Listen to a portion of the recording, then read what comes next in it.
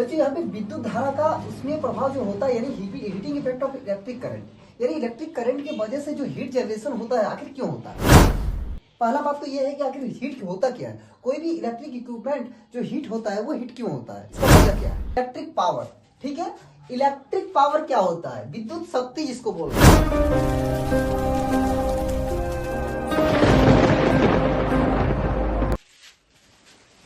Welcome to SK next vision. तो मैं आ चुका हूं इलेक्ट्रिक करंट का तापीय प्रभाव लेके। तो बच्चों मैं पिछले क्लास में इलेक्ट्रिक करंट का विद्युत धारा का सारा टॉपिक करा चुका हूं, पर जो लास्ट टॉपिक बचा था वो विद्युत धारा का तापीय प्रभाव। तो चलो वीडियो पे बने रहो और मैं आगे बढ़ता हूं विद्युत धारा का उष्मीय प्रभाव। क्लियर है। तो बच्चों यहाँ पे विद्युत धारा का उष्मीय प्रभाव जो होता है यानी heating effect of electric current, यानी इलेक्ट्रिक करंट की वजह से जो हीट जनरेशन होता है आखिर क्यों होता है। पहला बात तो ये है कि आखिर हीट होता क्या है। कोई भी इलेक्ट्रिक इक्विपमेंट जो हीट होता है वो हीट क्यों होता है, इसका वजह क्या है। तो इसका वजह जानने के लिए बच्चों यहाँ पे हमको क्या देखना है कि कोई भी कंडक्टर, मानते हैं ये वाला कंडक्टर है, ये क्या है, कंडक्टर यानी ये वायर है, ठीक है। तो कोई भी कंडक्टर यानी वो कोई भी कंडक्टर हो, कोई भी बॉडी हो, अगर वो फॉर्मेशन होता है दैट मीन्स उसमें एटम रहता है। क्लियर है। अब ये जो एटम है और ये जो इसमें करंट जो पास करता है दैट मीन्स इलेक्ट्रॉन जो पास होता है, तो इलेक्ट्रॉन में और उस एटम में क्या होता है, उसमें टकराव होता है, कोलिजन होता है। क्लियर है। उसमें इलेक्ट्रॉन में और उस एटम में क्या होता है, कोलिजन होता है। उस कोलिजन के वजह से ये जो कंडक्टर है वो कंडक्टर में वाइब्रेशन पैदा होता है। क्लियर है। ये कंडक्टर में क्या होता है, वाइब्रेशन पैदा होता है। और वो वाइब्रेशन जो है वो हम लोग कैसे देख सकते हैं, वो हीट के रूप में हम लोग उस वाइब्रेशन को देखते हैं। क्लियर है। इसी को बोला जाता है विद्युत धारा का उष्मीय प्रभाव।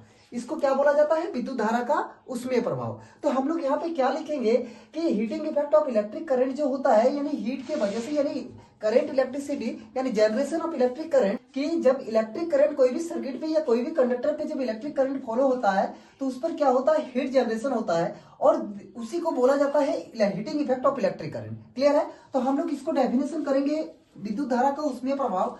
क्या डेफिनेशन लिखेंगे कि जब कोई चालक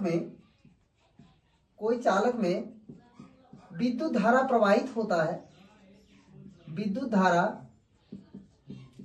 प्रवाहित होता है,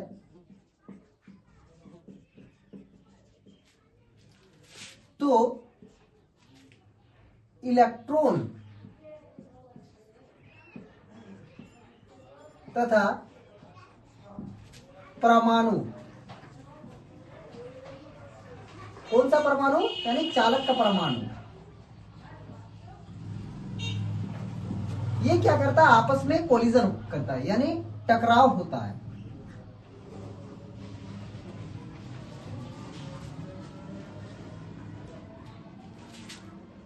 तब कंडक्टर में यानी चालक में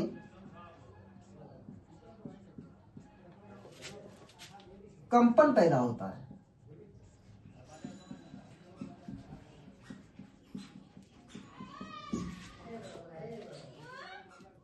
तथा उस कंपन को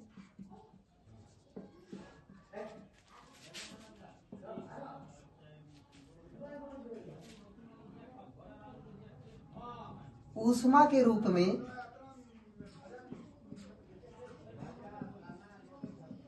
महसूस करते हैं।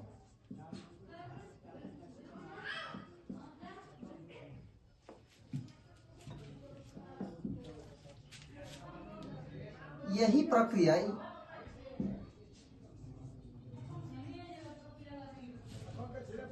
को विद्युत धारा का तापीय प्रभाव कहा जाता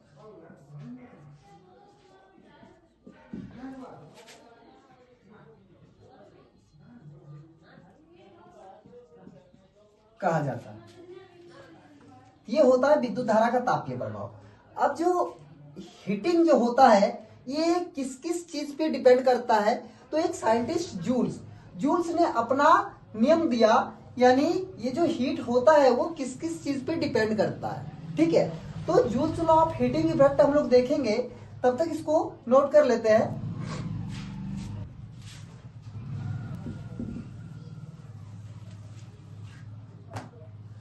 अब हम लोग देखेंगे जूल्स लॉ ऑफ हीटिंग यानी विद्युत धारा का तापीय प्रभाव में जूल का नियम। जूल का नियम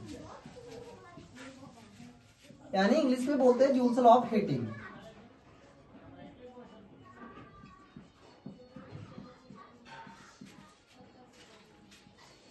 ये क्या कहता है कि परिपथ में यानी चालक में जो उत्पन्न ऊष्मा होता है वो ऊष्मा यानी हीट H जो होता है वो directly proportional to the square of the current, यानी ये जो प्रवाहित विद्युत धारा होता है उसके वर्ग के समानुपाती होता है। यानी ऊष्मा जो होगा उत्पन्न ऊष्मा, पहला उत्पन्न ऊष्मा विद्युत धारा के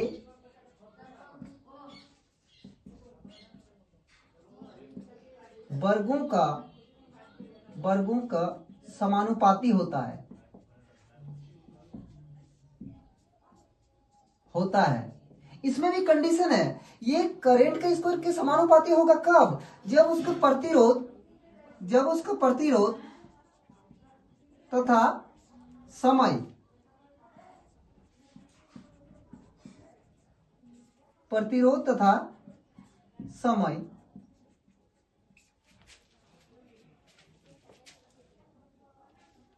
स्थिर रहता है। क्लियर है? उसका दूसरा नियम ये कह रहा है कि उत्पन्न ऊष्मा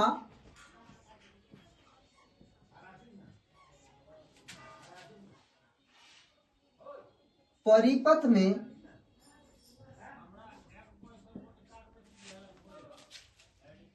प्रतिरोध का समानुपाती होता है।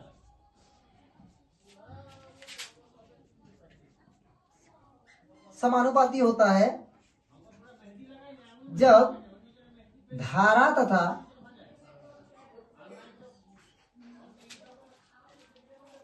समय को स्थिर रखा जाए।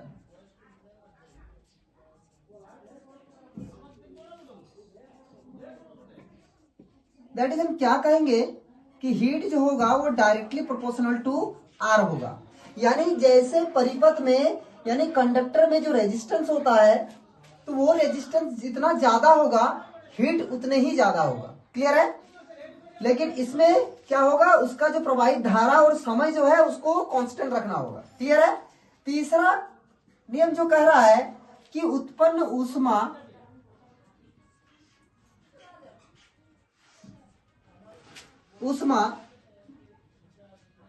समय का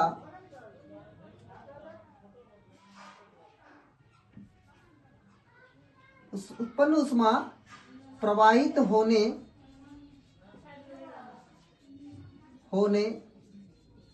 के समय का समानुपाती होता है।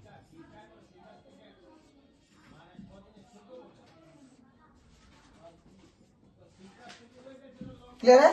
दैट इज हम क्या बोल सकते हैं कि H is proportional to T, यानी जितना ज्यादा समय लगेगा प्रवाहित होने में, किसको प्रवाहित होने में, विद्युत धारा को प्रवाहित होने में, उतने ही ज्यादा हीट उत्पन्न होगा। क्लियर है? यानी इसका कहना है कि ये स्क्वायर ऑफ द करंट यानी हीट जो होगा वो स्क्वायर ऑफ द करंट का डायरेक्टली प्रोपोर्शनल होगा। और क्या होगा, हीट जो होगा वो directly proportional to the resistance of the conductor. Clear है? और तीसरा क्या है, heat is directly proportional to the time. That means ये तीनों को जब हम मिला के लिखेंगे तब हम क्या लिख सकते हैं कि H is proportional to I square RT। Clear है? तब तक नोट करते हैं इसको।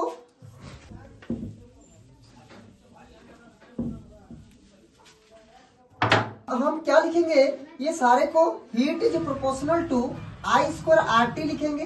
क्लियर है?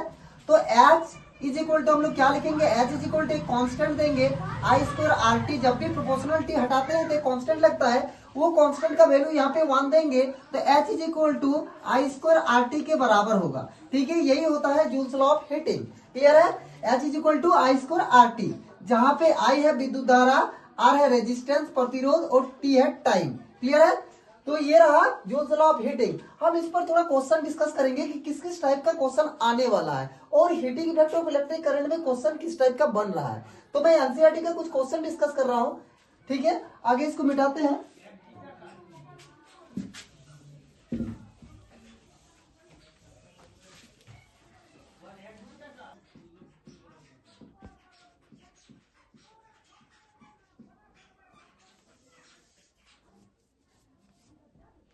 विद्युत शक्ति,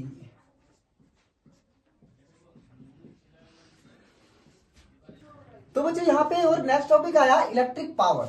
ठीक है, इलेक्ट्रिक पावर क्या होता है? विद्युत शक्ति जिसको बोल रहे हैं। ठीक है, तो विद्युत शक्ति को हम लोग क्या बोल सकते हैं? यानी ये होता है कि ये जो प्रवाहित धारा होता है, ठीक है, तो अब धारा जो प्रवाहित होता है तो उसमें जो एनर्जी लगेगा, ठीक है, तो इसमें जो विद्युत ऊर्जा होता है दैट मीन्स हीटिंग, उसको भी हम बोल सकते हैं विद्युत ऊर्जा, है ना। तो यहाँ पे जो विद्युत ऊर्जा होगा, विद्युत ऊर्जा के दर को ही हम लोग बोलेंगे इलेक्ट्रिक पावर। क्लियर है? यानी विद्युत शक्ति, क्या यानी विद्युत ऊर्जा के दर को हम लोग क्या बोलेंगे? विद्युत शक्ति। डेफिनेशन करेंगे कि विद्युत ऊर्जा के दर को, विद्युत ऊर्जा के दर को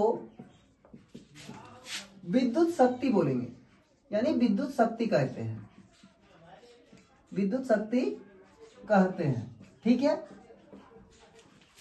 अब यहां पे देखेंगे विद्युत शक्ति का जो मैथमेटिकली क्या होता है विद्युत शक्ति, यानी power is equal to W by T, है ना। Power is equal to W by T, तो W by T, power is equal to W by T. W क्या है? यानी वर्क जो है ये भी एक तरह का एनर्जी है। दैट मीन्स ये जो है इसको हम डब्ल्यू को आई स्क्वायर आर टी भी लिख सकते हैं, I square R T divided by ये जो टी है, ये जो टी है यहाँ पर टी करेंगे तो ये और ये गया, तो power is equal to I square R लिखेंगे। ठीक है, क्लियर है? अब थोड़ा इसको और थोड़ा सा मॉडिफिकेशन करते हैं कि power is equal to I square R जो है इसको फिर से थोड़ा मॉडिफिकेशन करेंगे तो ओम्स लॉ में थोड़ा आते हैं। v इज इक्वल टू क्या होता है बच्चों? v इज इक्वल टू क्या होता है? आई आर होता है। ठीक है ना, v is equal to I R. तो यहाँ पे जहां आई आर करेंगे वहां पे v यूज करेंगे। That means power is equal to क्या हो जाएगा? Power is equal to I square R को हम आई आर इंटू आई लिख सकते हैं, तो power is equal to V I भी बोल सकते हैं इसको, power is equal to V I भी बोल सकते हैं। दैट इज पावर का जो फॉर्मूला है ये हम लोग ये भी कर सकते हैं। अब इस पर जो डेफिनेशन बनाएंगे हम लोग क्या बोलेंगे? यानी it is a product of electric potential and electric current. That means ये विद्युत धारा में हम लोग क्या बोलेंगे कि विद्युत धारा तथा उसके विद्युत विभव के गुणनफल को भी पावर बोल सकते हैं। ठीक है, इसमें एक और डेफिनेशन हम बना सकते हैं कि विद्युत धारा तथा विद्युत विभव के गुणनफल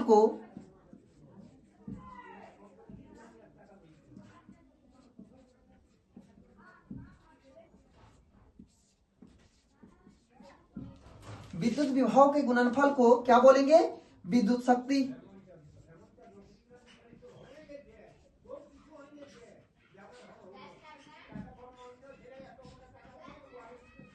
क्लियर है? हम लोग इस पर डेफिनेशन बनाए, यानी पावर इज इक्वल टू क्या होगा? We I. दैट मीन्स विद्युत धारा तथा विद्युत विभव के गुणनफल को हम क्या बोलेंगे? विद्युत शक्ति बोलेंगे। तो जैसा क्वेश्चन आएगा हम उस हिसाब से ट्रीट करेंगे इसका फॉर्मूला को। ठीक है, एक फॉर्मूला डायरेक्ट हम बोल सकते हैं power is equal to I square R है, दूसरा फॉर्मूला बन सकेगा कि power is equal to V I है। क्लियर है? अब थोड़ा इसका ऐसा यूनिट का बात करते हैं, तो पावर का जो ऐसा यूनिट होगा यानी विद्युत शक्ति का जो ऐसा यूनिट होगा वो वाट होगा। विद्युत शक्ति का एसआई मात्रक क्या हो जाएगा? हम यहां से क्या लिख सकते हैं? एम्पियर भी लिख सकते हैं, वोल्ट भी लिख सकते हैं, यानी वोल्ट एम्पियर भी बोल सकते हैं। ठीक है, इसका और डायरेक्ट उसको वाट भी बोल सकते हैं। ठीक है, तो विद्युत शक्ति का एसआई मात्रक वाट, डब्ल्यू से डिनोट करते हैं, वाट होता है।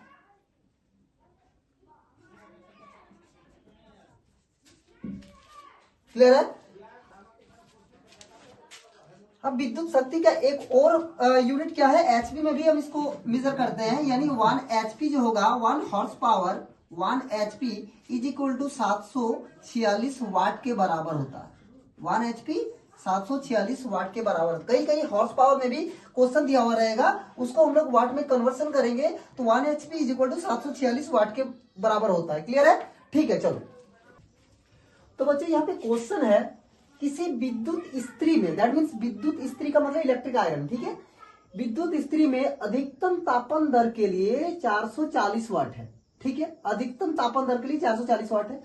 ऊर्जा उपभोक्त होती है तथा 360 वाट की दर से उस समय उपभोक्त होती है जब तापन की दर निम्नतम है। ठीक है, यानी मैक्सिमम जब तापन दर है उस वक्त 840 वाट, और जब उसका मिनिमम तापन दर है उस समय 360 वाट। क्लियर है?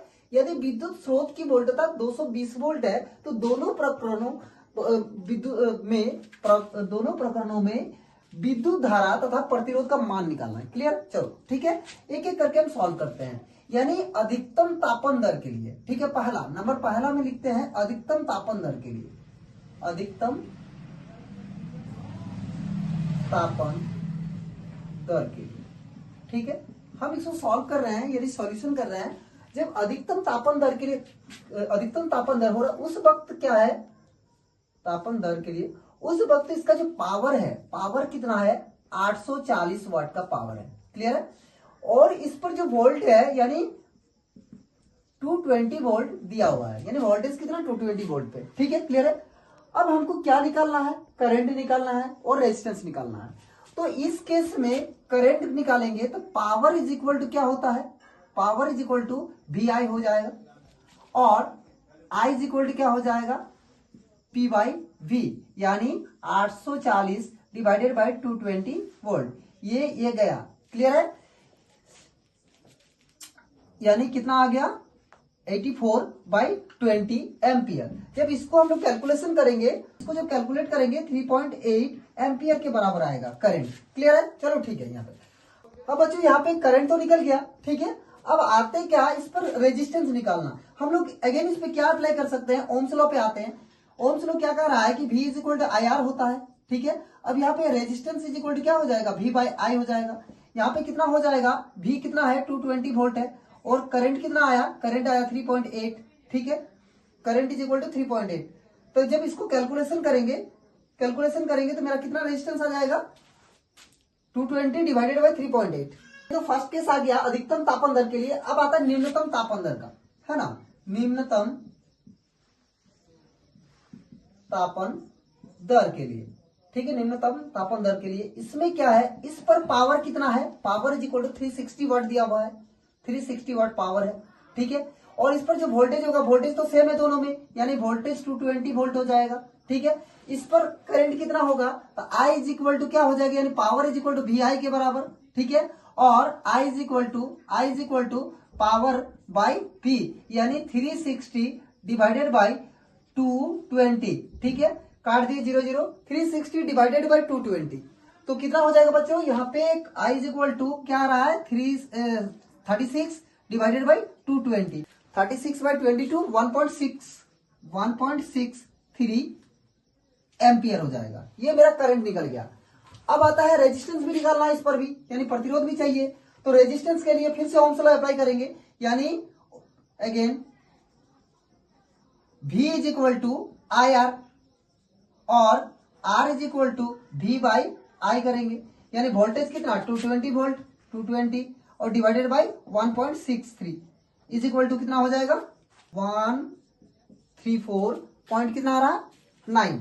ठीक है, ये ओम हो जाएगा। ये हो गया आंसर, ये क्वेश्चन का आंसर बन गया। यानी अधिकतम दर तापन दर का अलग आ गया और निम्नतम तापन दर का ये आ गया। क्लियर है?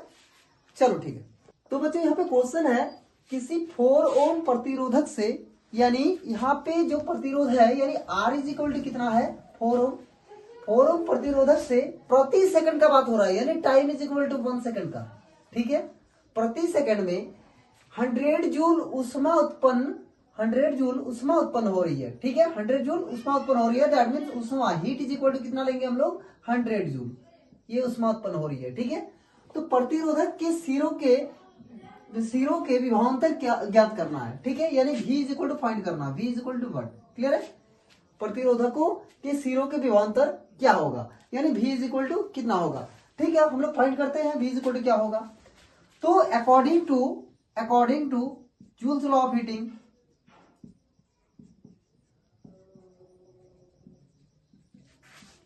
एक सेकंड। हाँ, ठीक है।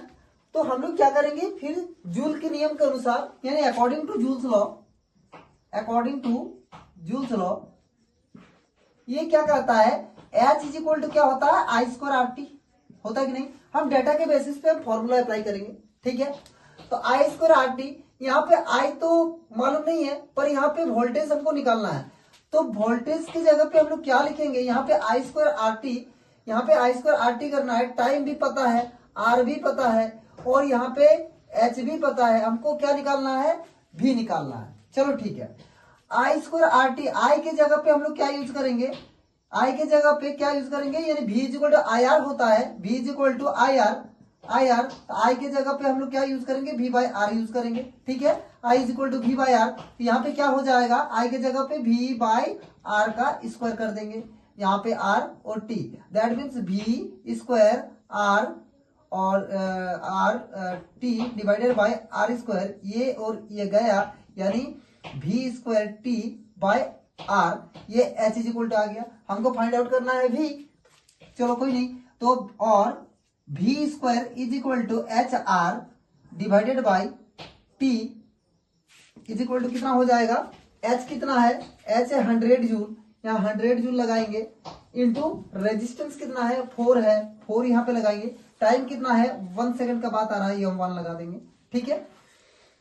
ये v square is equal to 400 आ गया, v square is equal to 400, और v इज इक्वल टू कितना आ जाएगा, तो 400 का स्क्वायर रूट, दैट मीन्स ये कितना होगा, 20 वोल्ट का वोल्टेज होगा, यानी प्रतिरोधक के सिरों के बीच का जो विभवांतर होगा वो 20 वोल्ट होगा। आंसर क्लियर है, चलो ठीक है। तो चलो आज का वीडियो इतना ही। तो वीडियो कैसा लगा बच्चों कमेंट करके बताना, और कल मिलते हैं इसका सारा क्वेश्चन के साथ में, है ना। डिफरेंट टाइप का क्वेश्चन हम लोग प्रॉब्लम जितना है वो सारा मतलब सॉल्यूशन करेंगे, और किस टाइप का क्वेश्चन जैक बोर्ड में आने वाला है वो सारा डिस्कस करेंगे कल का वीडियो में, ठीक है। मिलते हैं, लाइक करना, कमेंट करना।